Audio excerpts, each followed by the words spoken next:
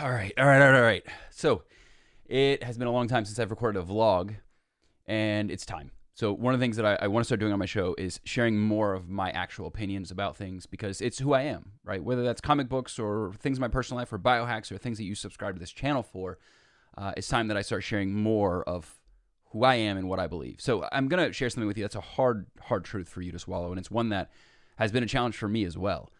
And that's that conservatives, of which I consider myself a part of, right? I wouldn't say I lean right, but I wouldn't say I'm a Republican or a Democrat. I don't believe in political parties. I think a lot of us are in that same boat. But I am a conservative, fiscally conservative, maybe more socially liberal, which I think a lot of us put ourselves in that bucket. The problem is this, with cancel culture, with the mob just doing whatever it is that they want to do, and big tech deciding who gets to stay and who goes. The problem is us. The problem is conservatives, right? And you might think, well, that's totally unfair, Chris. Like, how would it be my fault? How would it be our fault when they are clearly being the oppressor in that situation? And you're not wrong to assume that they have grossly, in my view, exercised their power. The problem is, let's track how they got there, right? That's the real discussion here, is how did they arrive at the point to be in a position of power to the degree that they are? Right? As Obi-Wan Kenobi would say, I have the high ground. They have the high ground on every single level, whether we like that or not. It's not just technology. Think of a single big tech platform that you engage with, one single big tech platform that is not heavily skewing left, leaning left in some way, right? That doesn't come from one area within a 20-mile radius of the next big tech partner of theirs. Unofficial. Got to be careful what I say here. They all come from the same monolith. They all have relatively the same type people they employ. And as a result, you're seeing what we're seeing. Now let's shift to media. Mainstream media, top to bottom, entertainment, news, you name it, right? All of it heavily skews left. All of it. Where is outside of Fox, right? I know you're going to say, oh, Fox, right? There's a lot of independent creators. Daily Wire comes to mind. Steven Crowder comes to mind. There's a lot. PragerU comes to mind. Epic Times potentially comes to mind.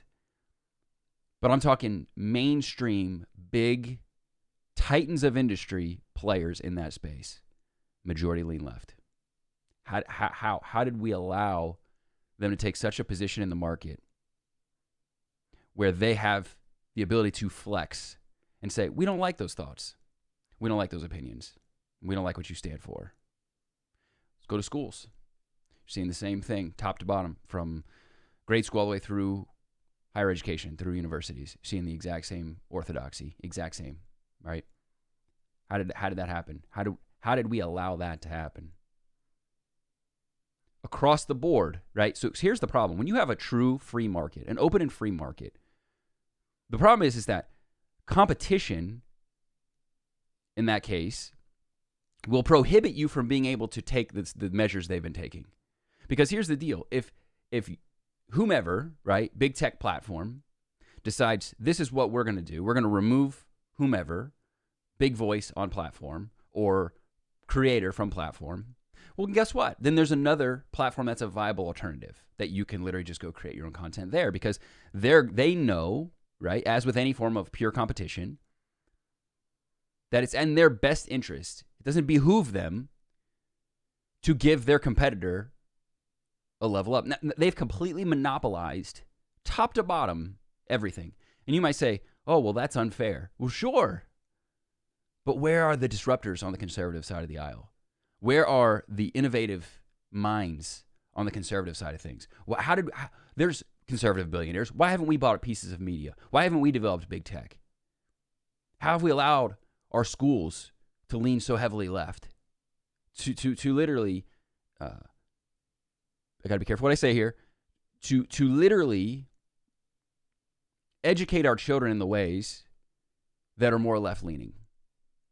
It's because we've been complacent. And I have a lot of issues with both sides of the aisle, but the one that I have specifically with the right, with Republicans in particular, is that they tend to only just complain about the things the Democrats are doing. This is the politicians, and these are the people that identify as Republicans themselves. They don't do anything, right? They just complain and just hope things get better, right? And that's the problem is you're now complaining from a position of having no leverage whatsoever. You have no power in this equation whatsoever. So you can complain on the platform, but guess who owns the platform? And guess who owns the next platform? And guess who owns the next platform? And guess who owns the media that is not going to hold them accountable for those things? And now you're talking about both houses of Congress and the executive branch, right? All of our forms of major governing bodies at the federal level lean left. Every single one. We maybe have the courts. Maybe. Obviously, SCOTUS comes to mind. And that's even questionable because obviously there's some that have gone both ways, right? So who knows whether that's actually the case. And truth be told, if they get rid of the filibuster and then they start moving towards packing the courts, which is something that's been discussed, whether that happens or not, then that's gone too, right? And even the president, the current sitting president of the United States, literally just said, I don't know if in 4 years the Republican Party is still going to exist. Something to that effect. Don't quote me precise. Don't quote me exactly on that because I don't have this video taken down or get a strike on my account here. But something to that effect, where it was questioning whether or not there would even be a Republican Party in 2024. Now, that's dangerous. For all of the reasons that I just mentioned, that is dangerous. So here's what you can do. Here's what we have to do, right? Temporary alliance I have with Republicans, although I do lean conservative. Temporary alliance with Republicans is this. You got to stop the bitching and moaning. Like it has to stop. You can continue that. There's nothing wrong with continuing that discourse. Like actually, and actually in a lot of ways, we have to continue to combat some of the nonsense, the basic nonsense that's happening. And I think that some people are remaining too quiet. That's a part of it, right? Is getting bold and actually stating what you believe, despite some of the perceived risks involved with that. Whether that's job, friendships, some things that are petty and some things that are real. But you've got to do it in a way that's unique. You have to do it in a way that's respectful, but you have to do it in a way that also stands on your values. Because pretty soon, and you may think this doesn't come to your doorstep, eventually it does. Eventually it does. And you may not see it the way that I see it. I'm an entrepreneur, guys. My job is to see things that don't exist. My literal job is to see things that don't exist yet.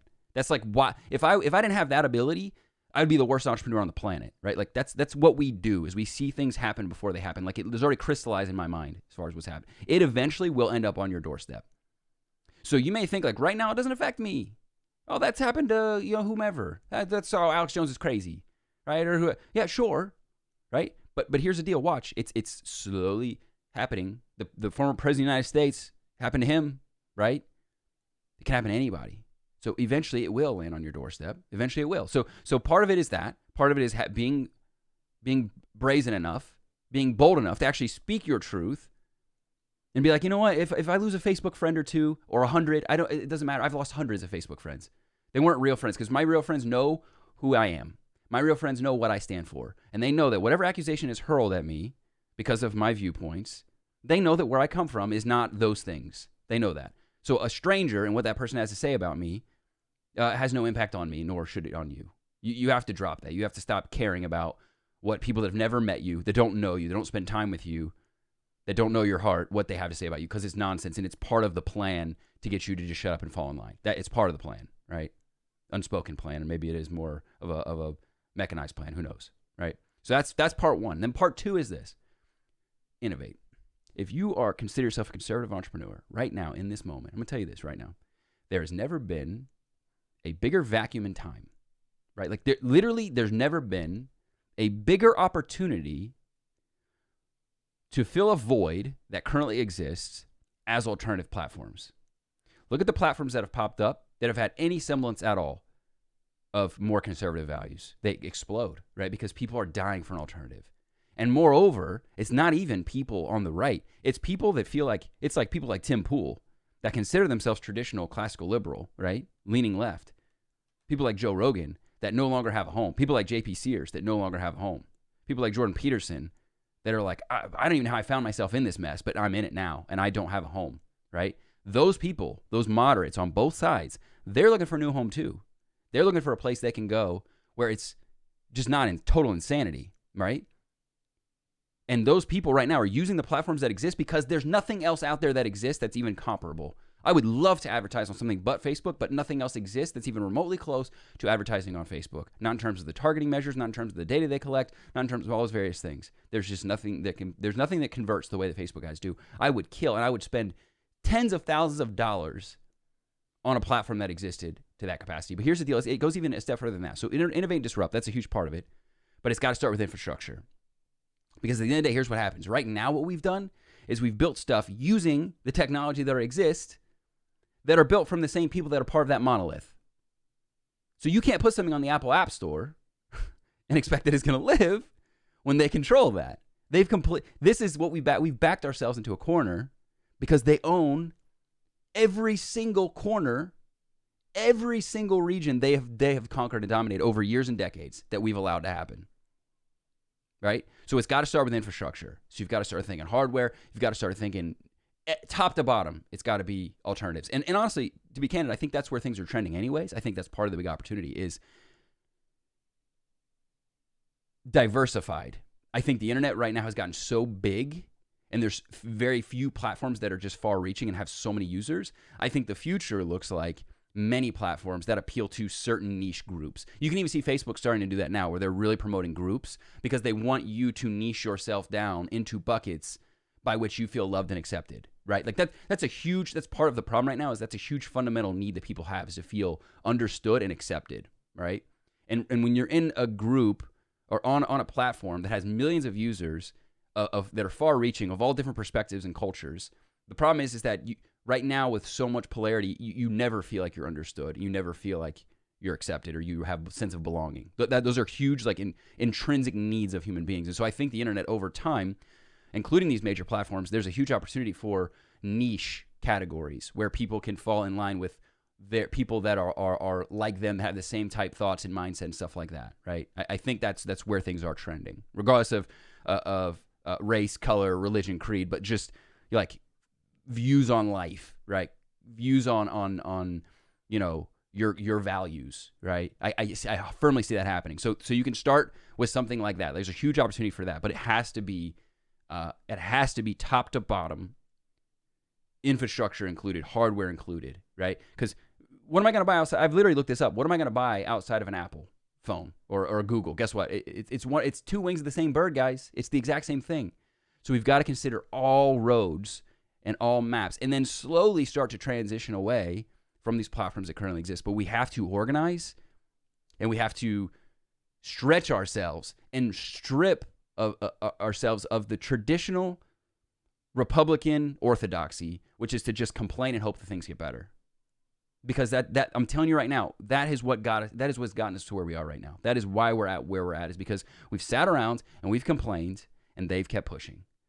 To their credit, they organize well and they have very progressive mindsets. And so they're constantly innovating, they're constantly disrupting, they're constantly thinking bigger, better, and more. Always, always, always, always. And I love that I love that conservatives are rooted in tradition. I love that they're rooted in traditional foundational beliefs, which is a huge problem on the left right now, is there is no foundation. That's why literally a lot of their own policy and a lot of their own rhetoric literally contradicts something that they said. Simultaneously, they're contradicting themselves because there's not much of a foundation there as it relates to this traditional foundations that the right maintains, right? That's a huge part of it, right? But there's a huge opportunity, guys, to stop the bitching. Put on your big boy pants or your big girl pants, whichever bucket you fall into, and go out there and disrupt. Create, disrupt, innovate, push, collaborate. Cross-pollination is one of the most powerful things you can tap into. The time is now. The person is you.